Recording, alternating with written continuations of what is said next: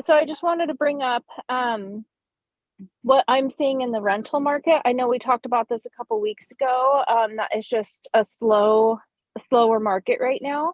I have had a rental on market that's $200 below what I could have gotten last year, and it's been on the market for 30 days. In a couple days, have been on the market for 30 days. I'm just now starting, and a year ago, that same property would have been leased up in a weekend, no problem. And I'm just now starting to see a trickle in of potential tenants while I'm still offering 2 weeks free, and incentives for the renters to rent with me. Options you can do to be more competitive would be maybe accepting pets. So we've been more lenient with that as well, so we can get the property rented. And that's over in the Gig Harbor area. Yes, Morgan, we can definitely discuss that. So just to talk a little bit more about, just to finish up on the rental market and what I'm seeing, and maybe anyone else if they want to chime in on that, what's happening with their rentals. The properties I'm seeing in other markets in Seattle or other places sometimes are taking up to 60 to 90 days to get rented. I know it's winter, but anybody that's looking to buy their first investment or get started or running numbers, you want to have reserves, and you want to account for a rental loss potentially from, like, don't put in your numbers like the max rent amount you might get right now. It's not the market for that. We'll see how spring does, but winter has not been, it's been really slow, just like the housing market. So anyway, if anyone else has anything to add there, I just wanted to bring that up. Otherwise, I can move on to Morgan's question here. All right. So is there time to discuss a BRRRR deal? Okay, so it's going to be your first one, Morgan. Can you tell us a little bit about the purchase price? Some more details on that? Yeah. So can you hear me okay? I can hear you fine, yes. Cool. Well, thank you, and thanks for hosting the call today. So this is my first BRRRR deal, and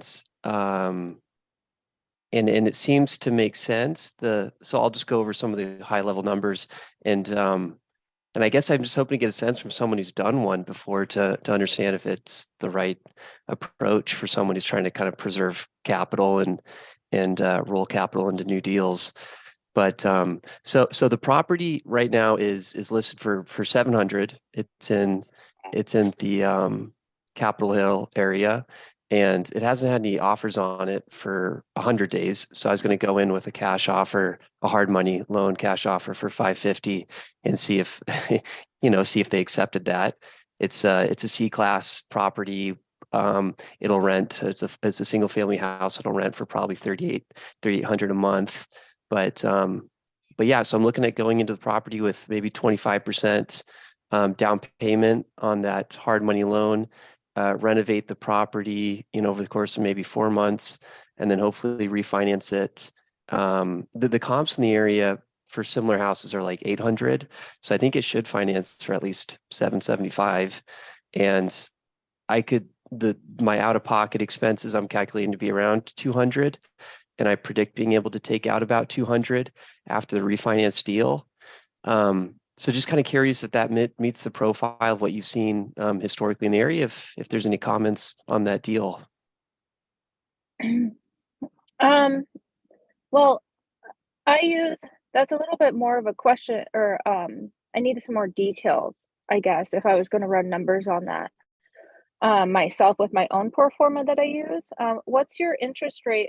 Because you have two different one, in any market, whether you're doing a BRRRR deal and looking to refinance, or you're doing a fix and flip right now, I would also look at plan B instead of just selling it or refinancing it, just making sure what you can rent the property out of. So focus on that second step and backtrack your way in to make sure that that's an option as well. That would be my 2 cents on that. What's your interest rate on the so you get a hard money loan for 550. Do you know what your interest rate is on that? Yeah, it'd be 10.25, and then at closing it'd be 3.75. 3.75 on an investment property? Yeah, that's what they're saying. Yeah, so a 10%, 10% odd annual interest rate on the investment, and then they charge another 3% on top of the overall loan to close it. Okay. Have you okay. And so you have 10.25. And are you putting 20% down? Well, they're asking for 35% on that hard money loan. 35% down. Okay. So closing cost is probably going to be a little more than that. So your total upfront cost is probably going to be 187. I'm estimating the proper taxes and insurance during the holding period. Interest only. Is that an interest only loan, or is that, do you know what the payments are monthly? I didn't get the detail. I was kind of assuming that it could be paid at the end of the term. Otherwise, yeah, it makes sense that the payments would come in monthly. That answers the question. Okay. Yeah, I'm just trying to add all of this into my own pro forma. So this might take a little bit of time. So let's see here. Alex, did you say you had something as a hard money lender? Can you talk a little more about that?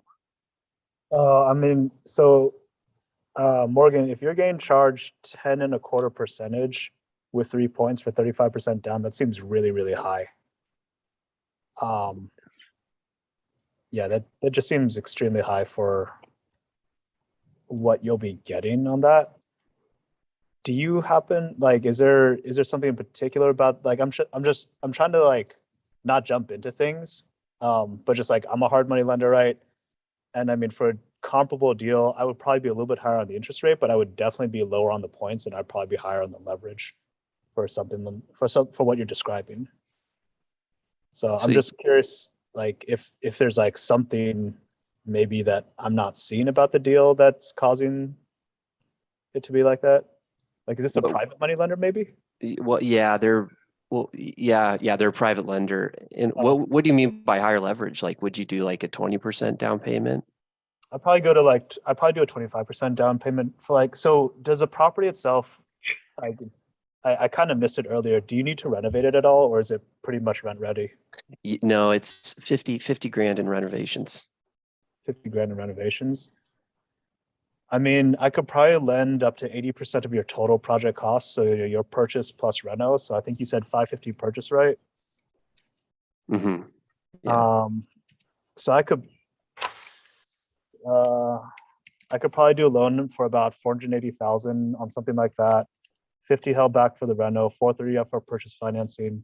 Interest rate on that would probably be somewhere around, I want to say like 11.5, but I'd probably be at like 1.5 points. So. Well, that'd be nice. I think the being in on it, a higher leverage is definitely attractive. Yeah, no, I got the sense I hadn't done a deal with this private lender before, so I think that's why they were just kind of giving me the most conservative estimate. Oh, okay. Yeah. But as a profile as an investor, I hold a pretty solid tech job. I've got assets to cover all of that. So I think it'd be relatively low risk. Yeah, no, I got you. I mean, look, I mean, not to try to cut in on anything, but I think I'd be happy to give you a quote if you want to talk about it later. I'll send out my email in the chat. Okay, thank you. Yeah, and Morgan, I can kind of show you my pro forma that I use and go over the full scenario with you. Kind of breaking down all the numbers. I do this for other investors that I help and such like that. I can kind of put a screenshot here in the chat, so it just kind of gives an overview of what I do. Maybe I can't put it in. I don't know if I can actually on my phone. Well, I could. Well, and I've got my own pro forma here kind of worked out to determine like Oh, okay. cash gain from the refinance, cash on cash returns for the projects Hmm. on a monthly basis. What's your But ultimate goal with the property? well, the goal would be to pull out all the out-of-pocket expenses and at least break even on the monthly expenses.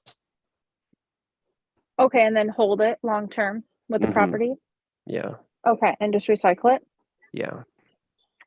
Okay.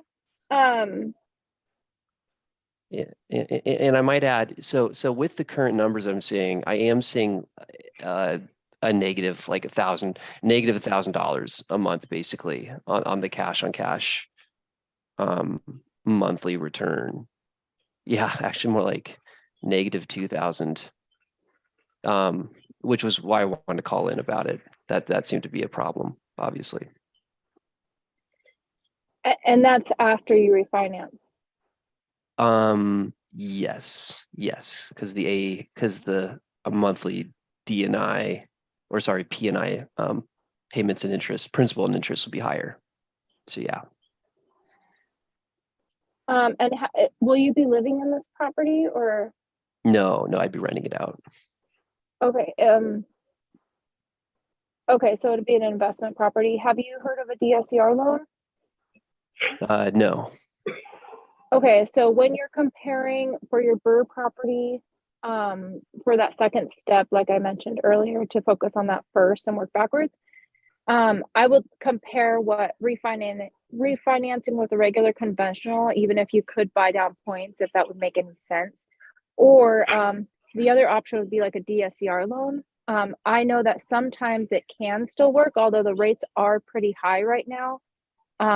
So you just have to talk with a lender if it works at par, or if you can buy it down. A DSCR loan, I really like the loan product, a 40-year term, 10-year interest only.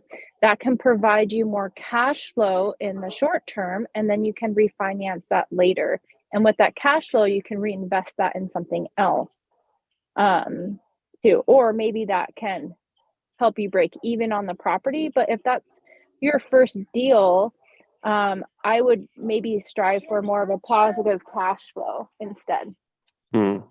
And out of curiosity, Um, how much lower is the interest on the DRC loan? Like what oh interest rates are gosh, you looking at? Alex, you can talk more on that, but yeah, I would talk more on that. And also, just one other bit too is when you're going to go put in an offer on the property, I don't know who you're working with on that, but the first thing I would do is figure out, does the owner, if it's an investment property like a duplex or something, does the owner have a mortgage on the property? Is there a chance they can do a seller finance or a lease option or something like that? To get you through to stabilize the property and then refinance, within 5 years or something like that, might be a good option as well. So I would also look at that. But Alex can talk more about the rates and the differences.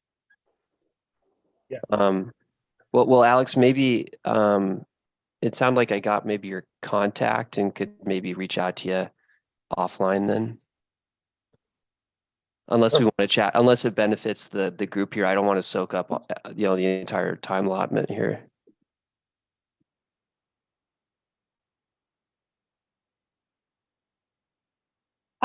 Alex?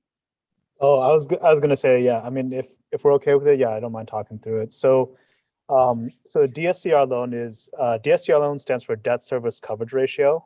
So you know that your standard like bank or credit union loan, right? When they underwrite, they're going to be looking at your personal income. They'll pull credit, they'll look at your personal income and determine the loan amount that they can offer based on your income. A DSCR loan is based on the debt, like, it's based on the property's ability to cover the debt service. And what that means basically is we still look at the credit score of a borrower. We still look at like background check, but a borrower's personal income doesn't mean anything in that case. It's really about the property. Does the asset itself cover its payments? And as like a quick example, right? Like let's just say you're looking at a property where You know, your monthly expenses are going to be, let's just say, all in principal payments, interest payments, taxes, insurance, property management, all that in is like maybe $1,000 a month. If your lender says, okay, I won't do the loan unless you can give me a DSCR of like, let's just say 1.1, right? They want to see you renting the property out for $1,100 a month. And if it is, they'll do the loan. If it isn't, then they won't do the loan. Even if you're making $1 million a month as a doctor or whatever, that doesn't matter because the goal is for a DSCR loan to offer financing that basically covers where the asset covers itself. Like, so if we take you, the borrower, out of the equation, does the deal still make sense? And these types of loans are intended, like I mentioned in the chat, DSCR loans are usually going to be anywhere from 1% to 2% higher on interest rate than a conventional bank or credit union loan because they're not based on borrower. Like these are intended like exclusively pretty much for investment properties. They're a little bit higher risk. They close faster. They offer more convenience, but you know you pay for that convenience. So in your position, right, given that it sounds like you have a pretty high, you know, W-2 income that you can fall back on, I would not recommend a DSCR loan. They're really intended for borrowers who are looking to either move fast or if like conventional financing is no longer a route open, like maybe they've got their 10 Fannie Mae, Freddie Mac loans, you know, like something like that. Does that make sense? Sorry, that was a lot of information. No, that helps a lot. And I was going to say, maybe you said it was a debt service coverage loan. I think they would have to appraise, right? It would have to appraise at whatever loan amount you're getting, which this wouldn't because it's a reno property. Yeah. So in your well, okay. So in the deal that you're talking about doing, the BRRRR deal that you're looking to do, DSCR lenders like myself, we can't take on that property initially because it does require renovations, right? So you would need to purchase it like you're intending to do with a hard money loan, or you know if you have the capital to do it yourself, like you know purchase it with you know your own capital, do the whole process right, renovate it, get it rented out, and then at that point, once you have a tenant in there or tenants in there, then you bring it to a bank or credit union. If they can qualify you for the mortgage, at that point you refinance out with it. That was my most recommended route. If for whatever reason the bank won't give you the loan on the property, then you can talk to a DSCR lender. They can give you a quote. Like I said, it'll be higher interest rate, but DSCR lenders can a lot of times do loans where a bank can't. Awesome. Super clear. Thank you.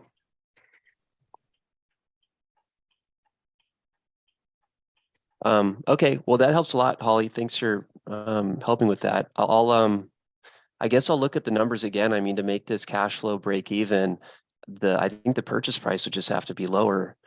You know, Yeah, I think as any investor looking at a property, I try to look at all the ways all the angles you can get into the property working with the sellers, and what are all the angles you can refinance yourself at the end, and then you can kind of crunch your numbers in between. So if that makes sense. So, and depending on the work of the property, maybe you can just buy it instead of a hard money, maybe you can just use a regular conventional depending on the scope of work. So that may be more favorable for you. Yeah, that's a good point. Thanks. So I was thinking I would go into cash just to have a more enticing offer, but that what you said makes sense. Yeah. I could put my number in the chat too if you want to talk more about the pro forma. Yeah, that'd be huge. Thank you. At another time, we can just set up a call or something. So I try to put in a screenshot for everyone to see, but I don't know how to do that on my phone, and I don't know if that's possible. So. Yeah, I've got the Google sheet here with my numbers on it. I'd share that, but at the risk of looking like I got no idea what I'm doing. Okay. Yeah, so I can just show you what I use and how I do it, and then maybe that's helpful. Hey, sounds good. Thanks.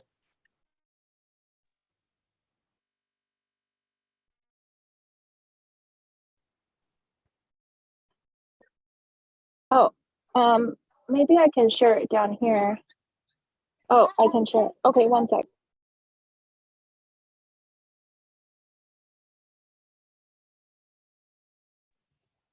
All right, so how is everyone else doing? There's a lot of people on here. I don't know if we've heard from you before.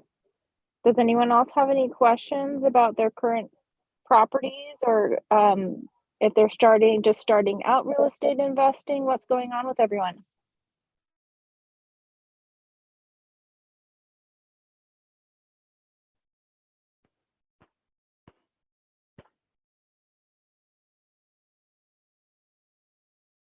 Hey, Okay. oh, Oh, go ahead. sorry. Hey everyone. I was on the meeting a few weeks ago. I was talking about house hack. Just want to give an update that a couple of days ago closed on my first house hack, which is exciting. The next steps. Congratulations. Oh, thank you. Thanks. I think for the next steps, what we are trying to contact contractors and get quotes to actually turn it into a second unit or mother-in-law unit. So I'm wondering if people over here have recommendations of people or contractors who can help with this. And that was in Beacon Hill, wasn't it? Yeah, that fell through. This one is in Kent. Oh, okay. Yeah. What type of renovation? Yeah, so we will need to add a kitchen, and also we are planning to add a wall to separate the upper and lower unit. Okay. Let me go ahead and I can take a look at my contractors in the area, and I can text you over some of the contractors that I have used or have recommended, and you might be able to see if they might work for you. Oh yeah, that would be great. Thank you. Okay. Yeah, I'll give you a I still have your number, so I'll text you here in just a bit on that. Awesome. And Thanks. then my recommendation when you're doing your first renovation is maybe get 3 quotes or so. Mhm. And then compare from there. Okay, sounds good. Yeah, I have list 2 contractors already that I've asked for a quote. They'll be doing a walkthrough next week, and yeah, I'm just trying to find more people who can help with this. So 3, maybe more also, so that I can get a clear picture of what they are quoting and the work required to complete it, and also the timeline. Yeah, I would say, when I'm doing my first house hack, sometimes I do things in phases, because usually in a house hack, you're there for like a year or 2. So, with adding a wall, maybe start there, or even with my house hacks, maybe I do flooring 1 year, and then the next year I focus on just resurfacing or redoing the countertops in the kitchen.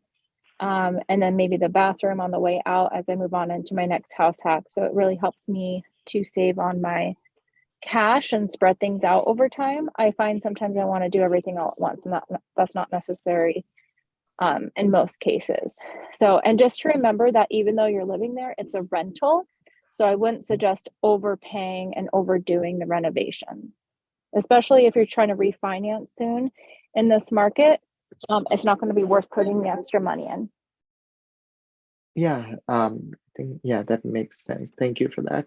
Right now, what we have is there's like upper and lower level. The upper level is it was for a single family residence. So we have a kitchen, bathrooms, living rooms upstairs, and bedrooms, and similar downstairs as well, except for a kitchen. And there is a placement of a door which just needs to be changed, so that tenants living in upper unit and lower unit have access to the laundry room. So that wall is not even a big wall. It will be like 3 to 4, actually 4 to 5 feet, no more than that. So just add one wall and replace a door. You do that and add a kitchen, and we can move in downstairs and have the upstairs ready for rent.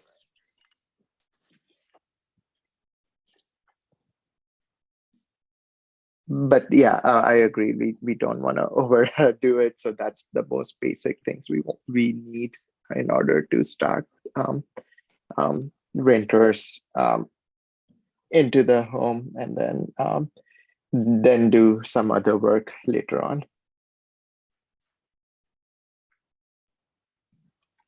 Yeah, that sounds like a good plan. And Julie said to post your request in the Seattle Investors Club on Facebook for contractor recommendations. So I would definitely do that so you can get a few more as well. Yeah, I will add that. Thank you, Julie. And sometimes you can find someone who's kind of, you know, can do a lot of the work. You might be able to save money even if you instead of getting like a general contractor, because they're going to charge probably at least 10% of the total cost. Okay. And so it might be helpful to find specialties and then go with them as well, if that makes sense. So you mean not the general contractor, but so with a general contractor who has yeah, so let's say with like a kitchen, instead of having someone come in and redo the whole kitchen, maybe you leave like the base kitchen cabinets and everything, and you just have Surface Renew come in and put new cabinet faces on there. You have you hire a painter separately, you hire, but this is going to require more time from you most likely to get more quotes on that, or maybe you paint it yourself.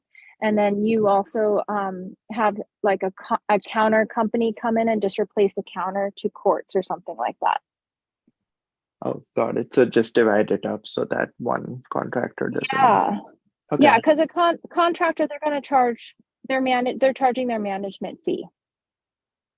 Okay. So it just depends. And then by doing that, you get to work with all those specialists that are the painters, that are the cabinet refurnishers, that are the counter installers, and you get to learn about all of that. So that helps you to make better decisions in the future.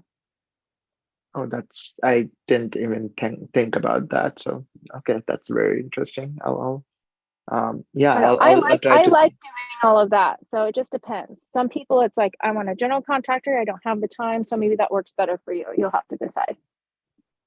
Okay. Yeah, but that's another way I can look at it when I'm even asking for quotes for them, and also talk to the specialist as well to see what they are saying for specific,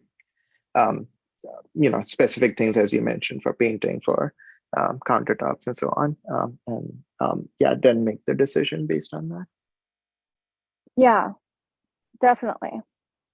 Awesome. Yeah, so I would I like doing all of that. I would look into that. Cool. So let's see who else is on here. Michael, are you what are you here looking to learn today?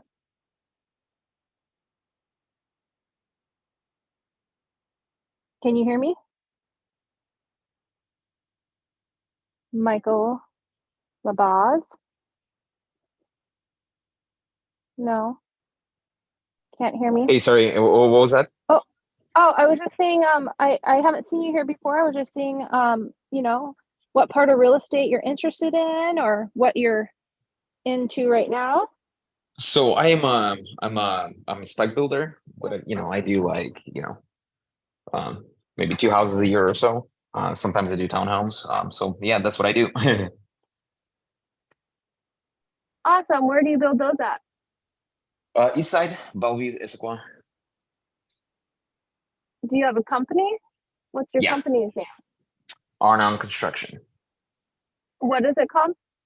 Arnon, ARNON, Arnon Construction. Oh, you should put that into the chat in case anyone's looking for that. Yeah, no, 100%.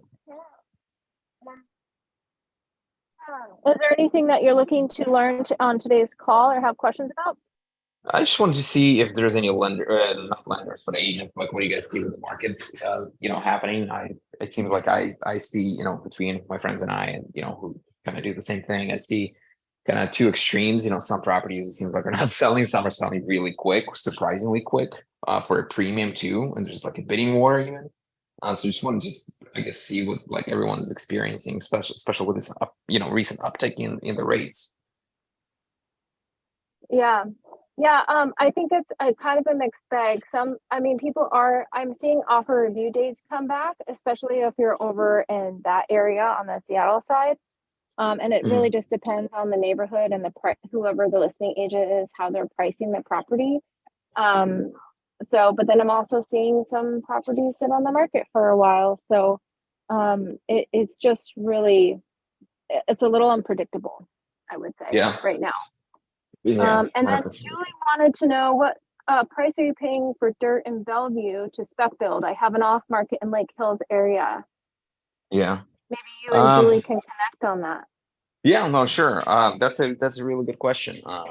I don't know. I'd have to look at it's all site specific. It's super site specific. Lake Hills can be, it's a good area, but it could be hit and miss. I mean, there's some crappy pockets, which, like your neighbors can screw up the whole deal, basically. I've seen houses that are excellent houses, but the neighbors, look like crap, and people just don't want to buy those. If you're paying like 3 million or whatever for a house, and you have a junkyard next door. So yeah, that's really depends on how level the law is. Yeah. Yeah, I would definitely, Julie, maybe you can put your phone number in the chat here. She's usually the host here, and you guys can connect. Yeah, I met Julia before. Oh, okay. Yeah, so if it's not I don't know if Julia maybe you guys remembers me can because connect. maybe Julia doesn't remember me because I show up like once every quarter or so. Oh, okay. Yeah, so you guys can connect there and talk more about that. Yeah, I'll send you a text, Julia, right now. Yeah, and don't forget to put your business on here. I'd like to look that up here in a little bit. Yeah. I thought I did. If you're looking... On construction, I could put my phone number too. Oh, there it is. Yep, I see it now. Okay, awesome. Thanks, Michael. Yeah. If you guys know anybody who's looking for a custom home, I'm actually open to do that as well. So yeah. Yeah, it's helpful to know what you're looking for sure. Yeah.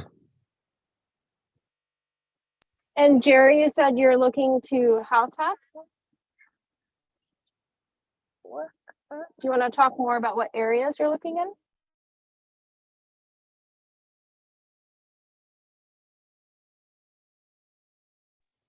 Jerry Wilkie?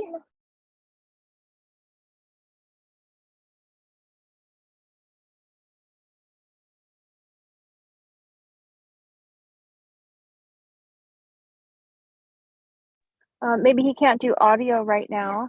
And then we also have Hope.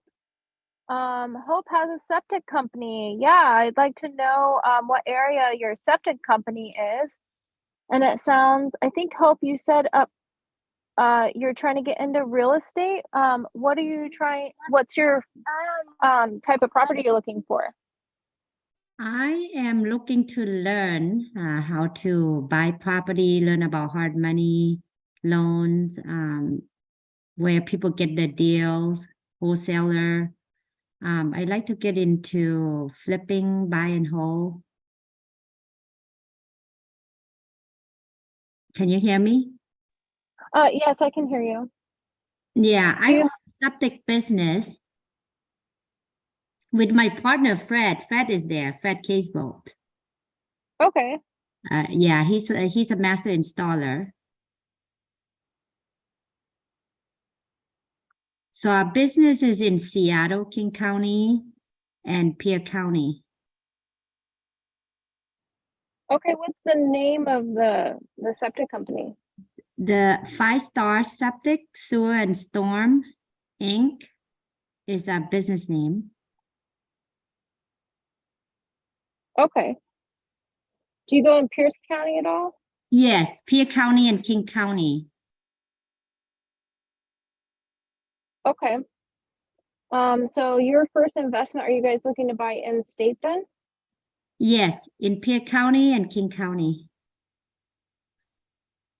I guess I'm here just to learn, like, where people get their deals, to buy and hold, and trying to learn more about,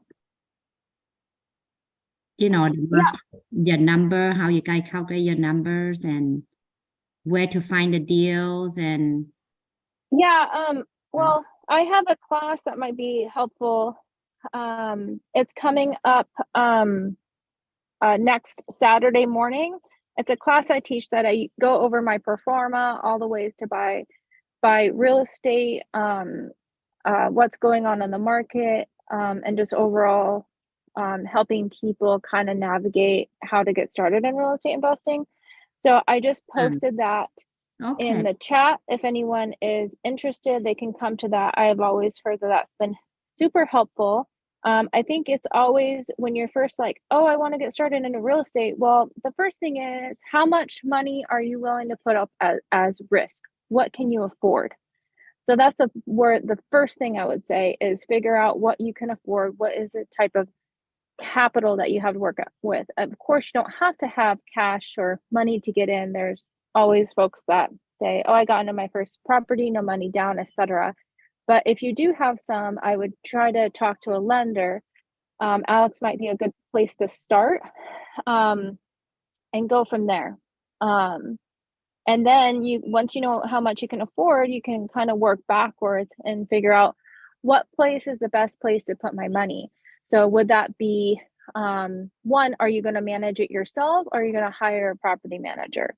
I think that's a really good question to ask, because if you have to account for that in your numbers. And then I would start taking 20 minutes a day and running numbers on maybe, if you can afford up to 800,000 or so, running numbers on single family homes, looking up where the rental comps are, where you can find the rental comps, and doing the work. And then I would look at, what can I afford for 800,000? Maybe it's a duplex, or maybe I'm looking at a different type of asset class within that budget that you have. And then trying to figure out, once you do that, then you're going to start to realize, I think the best scenario for me maybe would be single family homes with it in like these certain zip codes close by me, because I'm going to manage them myself. I want to take that on, and my cash flow is going to be good. I can easily go and have eyes on the property if I need to, and I can start building my portfolio that way. So that's the first thing I would do, is talk to a lender and then learn the pro forma and start running numbers to figure out where the best place to put your money is. do you have the pro forma when we go to this class to teach us? I do. I go over the one that I created myself, and that I adjust on my pro forma that I have on Excel. It has a couple different, like, I wish I could, I can't do it because I'm on my phone to share my screen, but it goes over like, okay, here, like the different types of loans you could use with that, with the pro forma. So, if that makes sense. So you can kind of determine what cash flow options you have at the end. But in the meantime, I would just talk to a lender, figure out what you can afford, learn the pro forma, start running numbers, and then get it set up on an auto search, maybe with an agent, or you can probably do that on your own through like a home search site as well. So those are some first stepping stones that I would suggest doing. The deals you can find on market, but it just depends on what strategy you're going to do. Where do people go to find deals besides, Zillow or HomeSpot? Where do you find all the wholesaler? Well, I would just post on Seattle Investors Club, post to the, like, who's wholesaling in these areas. So you can start getting on those wholesaler lists. You can also go to some local RE meetups. So that may be a good place as well. And then once you really start to know this is what I want to invest in and grow in this area, then you can start maybe doing your own marketing plan to those specific properties. Those are all good ideas. Thank you. Yeah, hopefully that's helpful. Yeah, if I was just doing investing, I would get a hold of an investor agent, I would get a hold of your wholesalers, and then I would have my own marketing plan. Do you guys have any suggestion of a investor agent? Well, I am an agent. I am an investor and I am an agent. Julie on here is also an investor agent as well. And most of her and her group are all investor agents. So there's a large, vast array of experience on there. Sorry, I'm also with my toddler here in the background. Okay, So I didn't know if you guys heard the horn. Find a property then, right? Yes, I could put my I put my number in the chat up above. Yep, I got it. Yeah, so you can just text me if you want to have more of a conversation around that. Okay, perfect. Thank you. Yeah, so kind of narrow down because it takes, I tell people, you know, they're kind of either in the discovery phase or they're in the ready to buy phase when I'm working with people, or just as investors. So like if you're an investor and you're like, I want to get started, I don't know how, then you're kind of in that discovery phase of figuring out, you know, what you can afford, what type of asset, what type of risk you're willing to take, right? Are you willing, if it's high risk, are you willing to lose all that money? Or do you want to be more conservative? And then you compare the type of investing with that, paired with your risk. So. Perfect. Yeah. That's where I'm gonna reach out to Alex to learn more about hard money. And I am the one you just said. I want to get started but don't know how.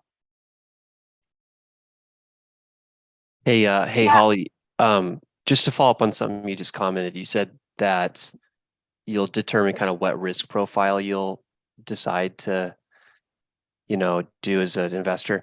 When you said really risky investments in real estate, what did you refer to? Yeah, I mean, it always depends. I feel like that's a terrible answer, but so like let's say you have, oh, don't lean against there.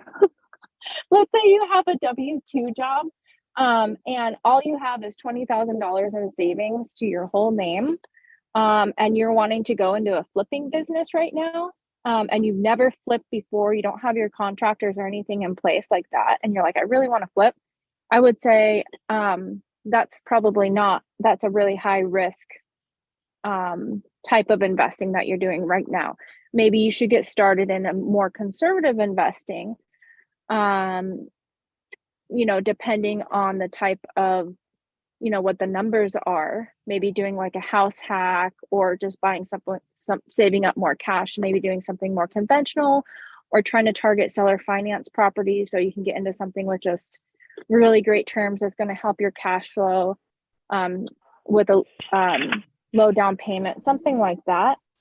Because I think you really need to be able to assess the risks. Is any type of investing that you do is a risk, and you really need to be okay with like what's plan C, right? You have plan A, you have plan B, what's plan C? And are you okay with that? Yeah, no, I hope that helps. It did help. Yeah, no, I think my question was more geared towards what is the higher risk reward deals that you come across?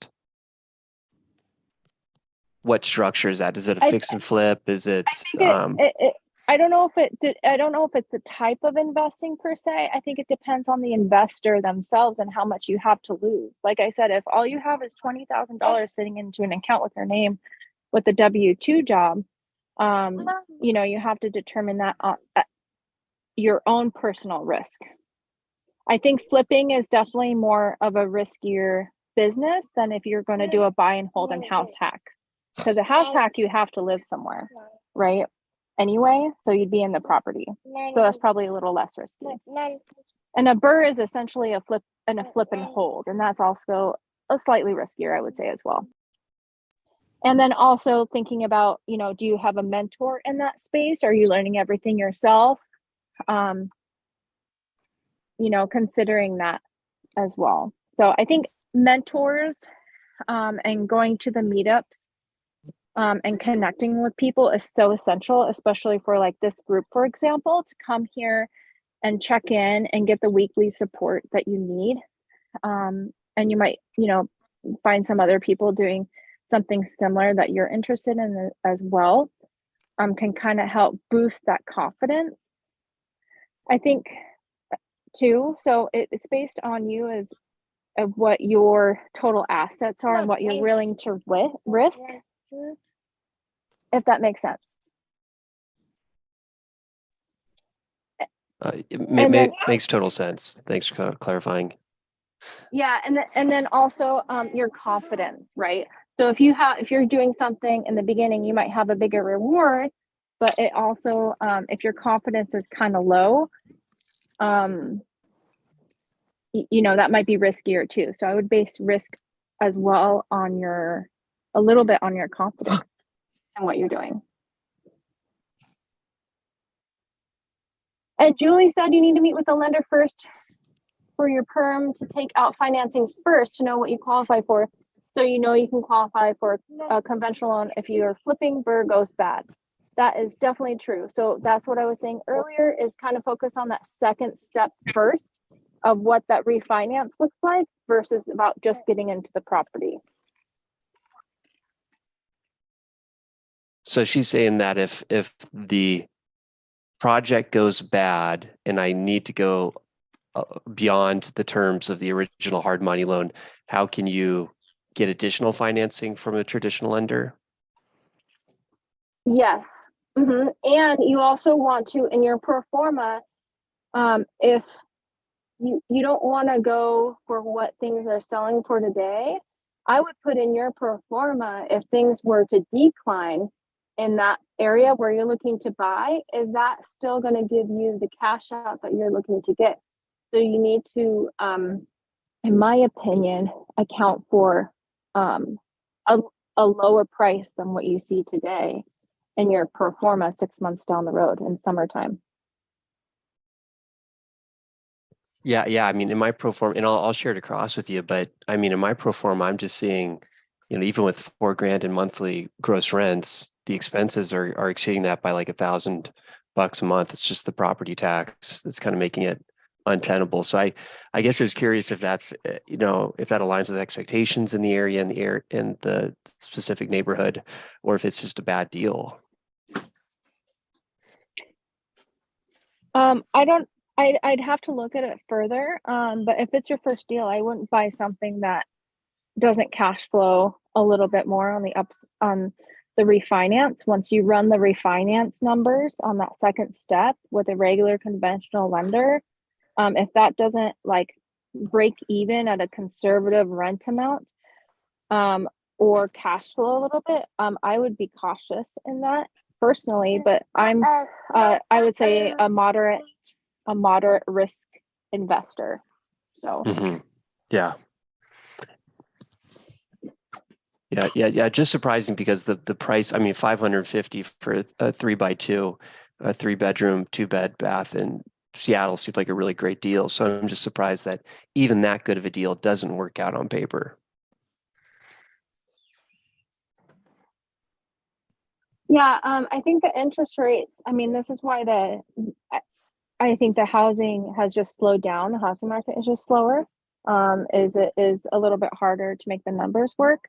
So that's why I think it's good to know all your options, how to buy on the front end, because that's how you can create a good deal possibly with a seller. And make sure you know the second step about if the numbers work for a refinance, especially if for some reason the interest rates do go up. You have that to possibly look at.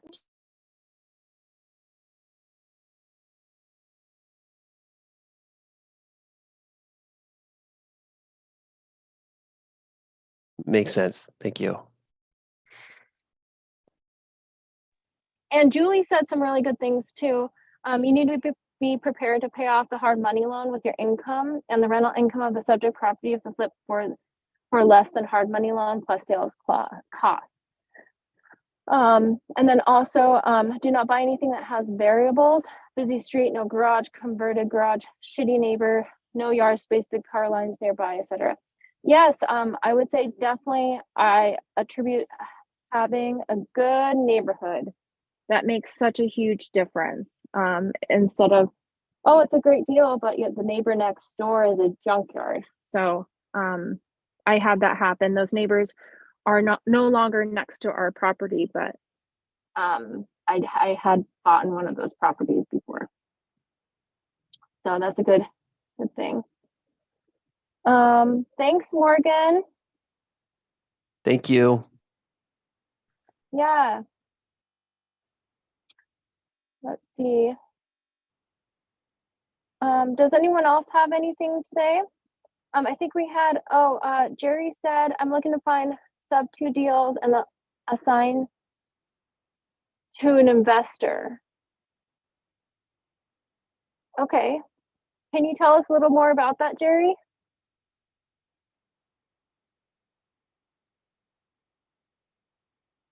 Maybe he can't. Maybe you can't. Okay, thanks, Julie. See you.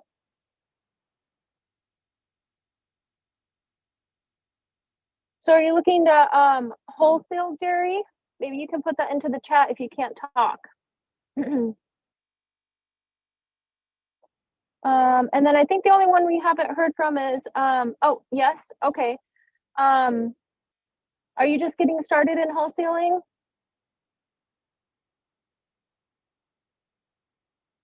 Okay, yeah, I would see, there are some wholesale companies out there that can kind of help guide you along.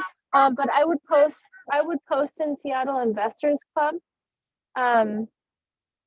also to see who else is wholesaling, and who's pretty busy, because maybe you can kind of help them along with what they're doing, to get some experience, and then you can kind of go off on your own to narrow down what you're looking for. So hopefully that's helpful.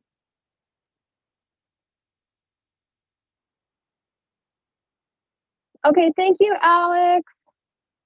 Yeah, so Alex put down his contact info, everyone. He's a really great one. He's on this call pretty much every week to talk to you about lending. So definitely reach out to him.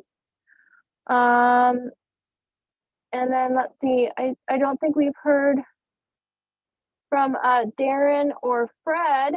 I don't know if you guys have any questions for today. Not for today. I was just kind of calling in and seeing what people are chatting about. So we're doing a small flip up in Mount Vernon right now, but it kind of stalled because I had open heart surgery 2 months ago, so we kind of just stopped all work. But yeah, getting back to it. Good. Are your numbers still looking favorable when you get on to listing it, or are you accounting for? Yeah.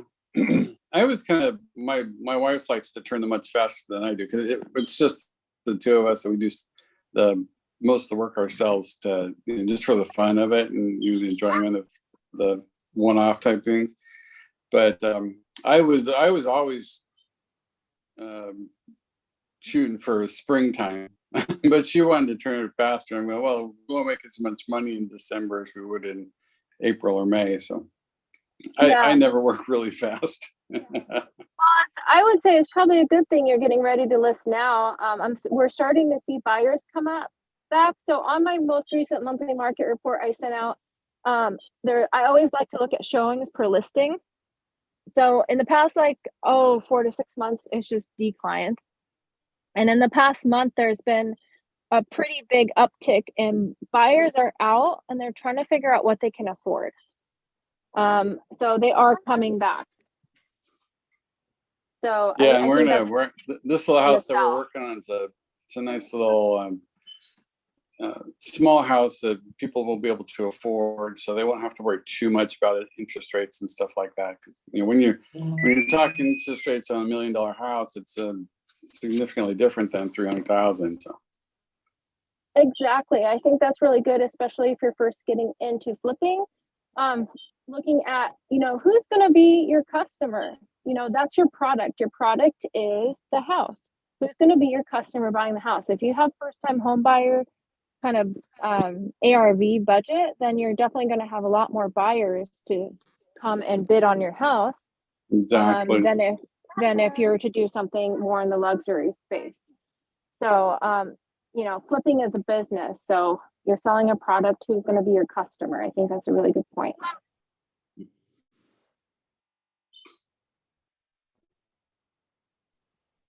Okay, Fred, unless you have anything, I think we'll probably wrap up for today.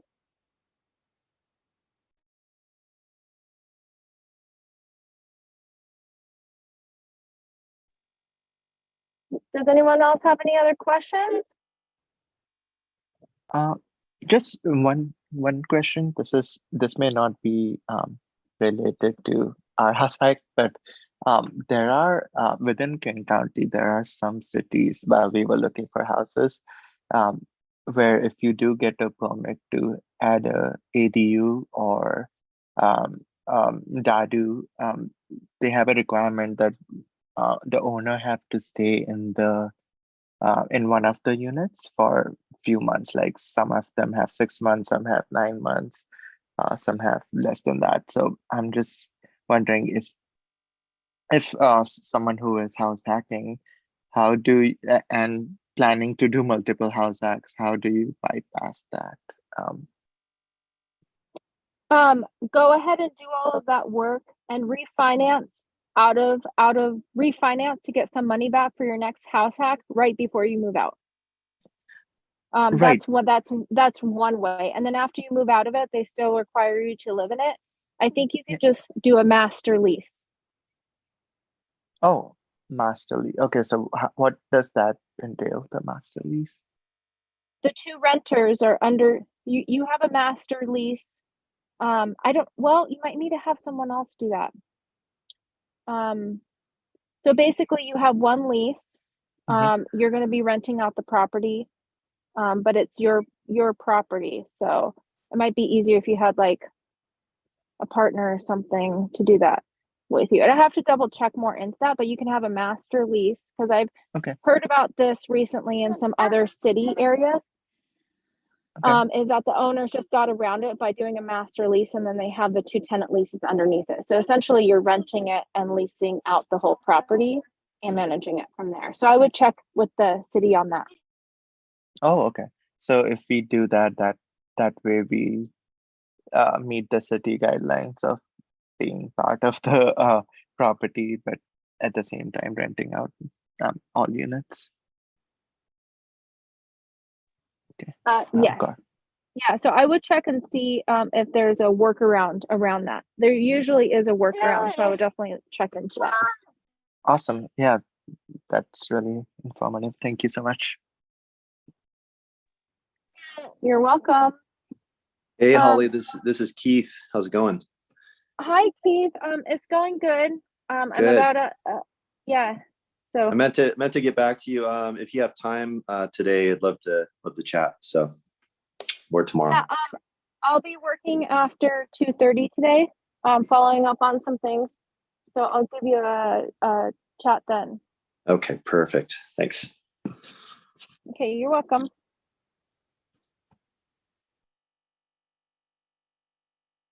Nobody else has questions for today? All right, you guys. Thank you, everyone. I have my 2-year-old here.